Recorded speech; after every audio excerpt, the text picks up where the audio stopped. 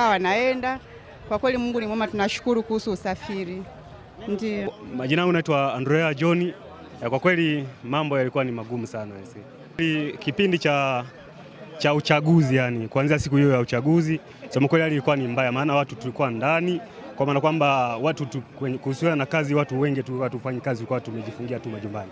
Kwa hiyo naona kwamba baada ya hapo tangazo la rais alipotangaza kwamba watu warudi katika hali yao ya kawaida, kazi wafanye kama kawaida, kwa sasa hivi tuko vizuri.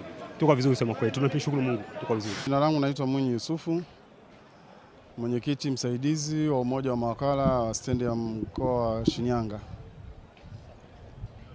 Kwa hali ya sasa hivi tangu juzi na jana mpaka leo, tunashukuru Mungu, masuala ya usafiri yamerudi kama kawaida, basi na mizunguko yetu basi inaendelea vizuri kama kawaida kama ilivyokuwa mwanzoni.